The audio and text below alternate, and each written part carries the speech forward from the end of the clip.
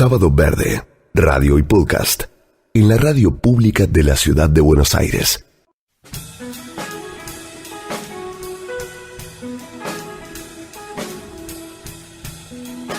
Hace poco tiempo nos llamó la atención el título de una conferencia virtual.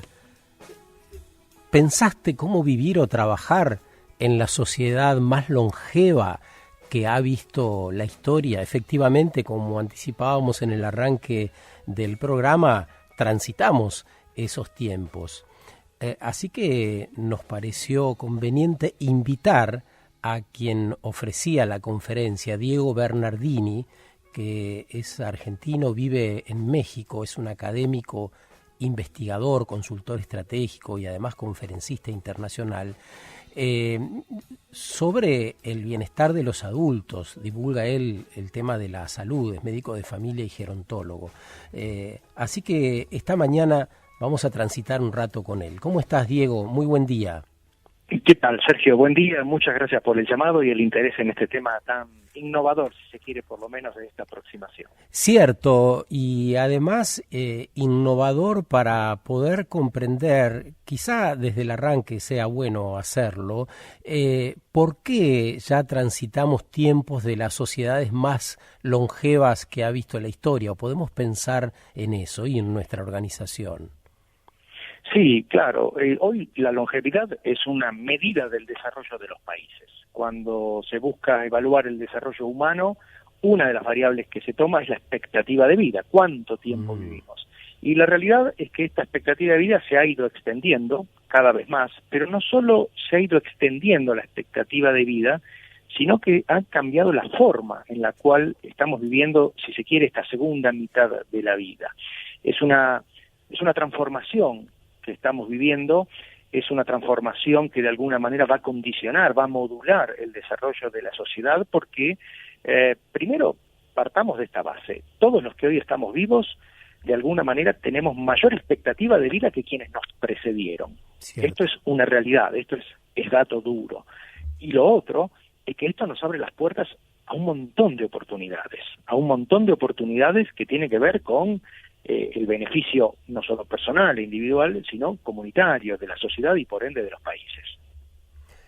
¿Cómo imaginás el trabajo o las posibles modificaciones que podrían suceder en el trabajo, dado que se incorpora casi de modo exponencial esta masa de personas adultas mayores que están todavía en actividad y los jóvenes que desean lo más temprano posible acercar sus aportes para el mundo nuevo?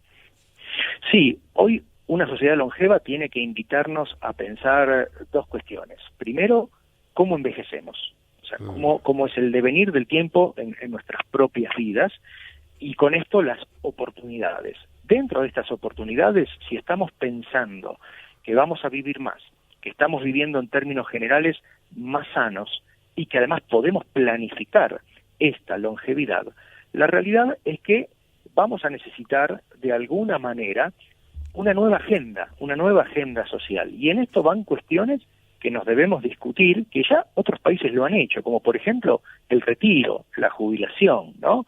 Que debería ser algo flexible, si se quiere. Deberíamos jubilarnos de lo que no nos gusta, también pensando que no todas las personas tienen la posibilidad de jubilarse, y que además hoy una persona que llega a una edad promedio de jubilación, como podrían ser los 60 y pico, bueno, está hoy en un estado de vigencia, en un estado de plenitud intelectual y muchas veces también física, donde todavía tiene mucho por aportar. Y una sociedad como la Argentina merece no dejar de lado este tipo de personas, este tipo de capital social. En el arranque citabas que suele medirse el desarrollo con el nivel de longevidad, es decir, con la edad a que llegan a vivir las personas.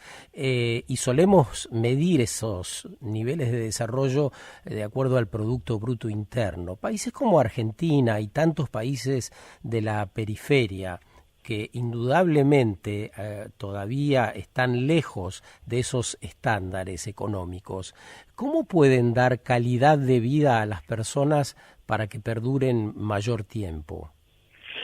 Yo creo que lo primero es plantear el problema, dialogarlo. El problema que en realidad es un problema, como vos bien dijiste, para nuestra sociedad, pero en realidad es un desafío para el mundo. ¿Por qué? Porque hoy el curso de vida que estamos haciendo tiene múltiples transiciones. Estamos, por ejemplo, estudiando permanentemente, aprendiendo. Hoy las personas mayores, quizás empujadas por un tema de la pandemia, debieron adecuarse, muchas de ellas, a las redes sociales, a las nuevas tecnologías. Pero además, lo que me parece más básico, inclusive si se quiere, es entender que la narrativa actual que nosotros tenemos respecto de estas personas, tercera edad, clase pasiva, jubilados, revolución demográfica, no reflejan la realidad. Cuando hablamos de una sociedad envejecida, tenemos que darnos cuenta que esa narrativa hace hincapié primero en un tema demográfico, cuantitativo, y segundo, una sociedad envejecida es la sociedad que no se adecúa al cambio. Envejecemos las personas, envejecemos nosotros, y por lo tanto nuestra sociedad debería adecuarse a este tipo de cambios. Y vuelvo a repetir, las personas mayores en general son personas que en general tienen un nivel de salud muy aceptable, que viven en sus propias casas, que se vinculan con personas mayores similares y que por supuesto tienen ganas, porque no desaparecen los deseos, tienen ganas de seguir aportando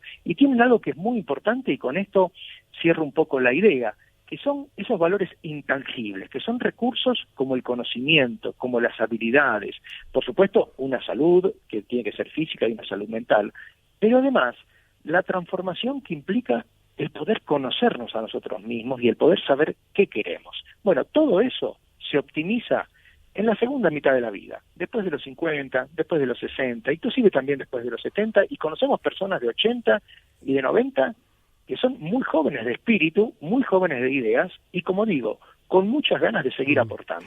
En este sentido, los adultos mayores fueron uno de los grupos que mejor se adaptaron en el pico de la pandemia, ¿no?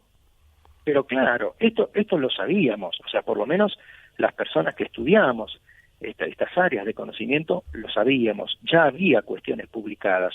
De las grandes críticas que se hacen no solo en Argentina, sino a nivel global, es lo poco que se escuchó la evidencia científica, las personas que trabajan técnicamente en estos aspectos, y lo sabíamos. Por ejemplo, lo que vos decías, las crisis de pareja, ¿no?, que fueron uno de los grandes temas que produjo el confinamiento. Bueno, sabíamos que las parejas que tenían más tiempo de unión, y esto va muchas veces relacionado a la edad, eran quienes mejor iban a soportar las medidas de encierro, y así fue. Y además las personas mayores fueron también quienes mejores entendieron el riesgo que implicaba, por lo menos en una primera etapa de la pandemia, donde no había vacunas, lo que significaba la posibilidad de contagio y demás. Entonces, yo creo que si hay algo que se hizo y que se hace como corolario no solo de la pandemia, sino de la narrativa actual, es subestimar a las personas mayores. Se las subestima. Y no hay nadie, yo muchas veces se lo digo esto a las empresas, al sector privado cuando me invitan. A las personas mayores, y esto también, abro el paréntesis, lo están viendo los políticos, a las personas mayores no se les vende. Las personas mayores son quienes te compran. Es una diferencia sustancial. Cierto. ¿Y cómo caracterizarías la longevidad? ¿Tiene que ver exclusivamente con el desarrollo de la edad? Lo que aparece también es algún dilema ético relacionado a la salud. Hay corrientes que están diciendo, bueno, tenemos que tratar de que las personas vivan más de 100 años y bueno, y hay una batería de procedimientos, si querés, del orden científico que podría hacer que las personas vivan más. ¿No estamos hablando de esa longevidad o sí? Estamos hablando de varias cuestiones, porque este desafío tiene varias aproximaciones. Lo que vos decís respecto de esta industria, si se quiere, del antienvejecimiento, esto existió desde que existe el ser humano. O sea, la fuente de la juventud eterna se buscó siempre. Antes era un agua que traían de un oasis del desierto y hoy es una empresa como por ejemplo la que acaba de presentar hace unas semanas atrás, Jeff Bezos, el dueño de Amazon, donde por ejemplo contrató 5 premios Nobel para investigar mecanismos biomoleculares vinculados al envejecimiento. Pero también tenemos que entender que esto no pasa solamente por vivir más, esto pasa también por vivir de una manera diferente. Por ejemplo, esta nueva longevidad que estamos viviendo es que las personas mayores vivan con más independencia. Esto significa que se respeten sus derechos, que se respete sus ganas, que no se les escatimen las oportunidades sociales. Esta nueva longevidad también implica nuevos roles. Las personas mayores están condicionando con su voto la gobernabilidad, por ejemplo, de muchos países. Cierto. Están condicionando los mercados económicos, desde la necesidad de servicios, desde el consumo de bienes quizás de lujo, que quizás en Argentina nos parezca un poco alejado, pero en otros países no. Están condicionando los diseños de los apartamentos, de la forma en la cual vivimos. Se está viviendo con nuevas intensidades, donde ya queda claro que la edad cronológica no nos define. Entonces, por ejemplo, esto lo estamos viendo, y te doy quizás algún dato que puede resultar así anecdótico, pero que por más que venga del Reino Unido, como en este caso, esto refleja todas las sociedades. Las tasas de divorcio, por ejemplo, en personas mayores de 65 años en los últimos 30 años, se duplicaron, por ejemplo, en el Reino Unido. En Estados Unidos se han triplicado, así como, por ejemplo, también se duplicó la cantidad de personas de más de 65 años que están en empleos formales. Entonces, estos cambios son lo que nos hablan, como vos bien decías. Esta nueva longevidad no solo es cuantitativo, sino que es cualitativo. Es un cambio de 360 grados. ¿Y qué dirías de los espacios que van a alojar estas personas que van a vivir más tiempo? Vos vivís en México. En México aparece Ciudad de México cada vez con mayor frecuencia con la fase 1 de contingencia ambiental por los gases que produce, bueno, el tránsito, la industria, la vida en las ciudades. Supongo que habrá que adaptar fuertemente, transformar las ciudades, y no solo eso, sino también lo que hacemos y cómo lo hacemos. Totalmente. América Latina, y estamos hablando de toda la región, tiene unas cuantas características que son fundamentales y que nos afectan a todos los países. Primero, como bien dijiste, es la región más urbanizada del mundo. Sí. Se calcula que entre 8 y 9 personas vivimos en ciudades pequeñas, intermedias o grandes ciudades. Después tenemos un tema que es de desigualdad. La desigualdad social es extremadamente importante y eso nos condiciona un curso de vida, nos condiciona oportunidades. Y esto también se transmite en la protección social. Hoy, por ejemplo, en un país como el nuestro, como en Argentina, prácticamente 9, 10 de cada 10 personas reciben, en su situación de poder recibirla, de su derecho de recibirla, reciben una pensión, ¿de acuerdo? Esto no existe en el resto de los países. Esto no existe en Colombia, no existe en Paraguay, no existe en México, no existe en Ecuador, no existe en muchos países, y esto también es importante mencionarlo. Ahora bien, ¿qué es lo que tenemos que hacer? Bueno, como bien decís, esta nueva longevidad tiene implicancias que son individuales, que son sociales, que requerimos de una agenda. No puede ser que quienes adoptan políticas públicas no consideren a las personas mayores. Y cuando hablamos de considerar a las personas mayores, todos aquellos que hemos estado expuestos, que hemos trabajado en la política pública, sabemos que hay dos pasos que deben respetarse a rajatabla. Uno de ellos es preguntarles a las personas mayores qué necesitan, cómo les gustaría vivir. Y la otra es involucrarlos en el cambio, no tenerlos como observadores pasivos. Ellos tienen que estar involucrados en el campo. Y te digo algo, no pasa por hacer mejor las cosas, sino pasa en política pública respecto de las personas mayores, por dejar de hacer mal lo que venimos haciendo. Y más allá de la política pública, ¿cómo avisorás el futuro vínculo intergeneracional? Los jóvenes con los adultos mayores, las personas de edad intermedia con los adultos mayores. ¿Sos optimista en ese sentido? ¿Habrá sociedades más empáticas o por el contrario, seguiremos encerrándonos en el individualismo que de algún modo nos nombra todavía en este tiempo? Yo creo que claramente, como mencionaste, la empatía es lo primero, ¿no? La empatía es ponerse en el lugar de otro, es ponerse en los zapatos y entender que así como todos tenemos un niño o una niña dentro nuestro, también tenemos un viejo o una vieja, que cada vez, a medida que cumplimos años, se hace más importante.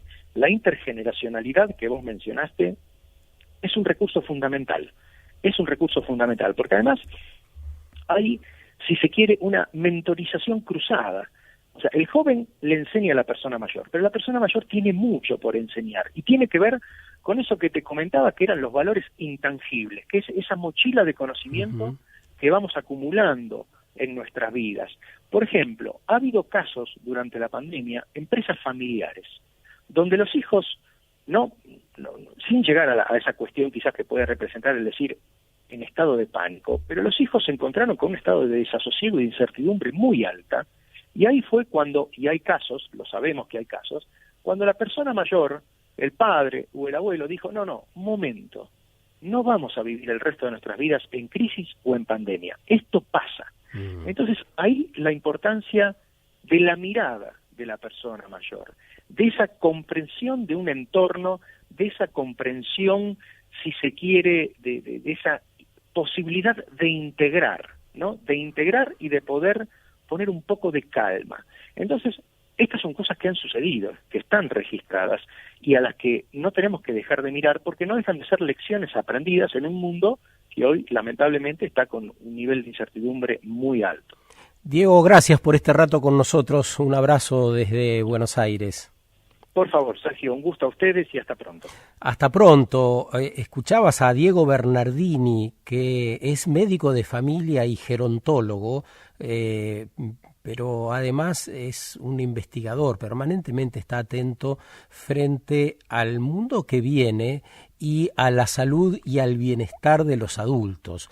Nos ha dicho que vale la pena revalorizarlos, vale la pena atenderlos, escuchar todo lo que se pueda y aprender, porque vamos a vivir y trabajar en la sociedad más longeva que ha visto la historia. Sábado Verde, radio y podcast, en la radio pública de la ciudad de Buenos Aires.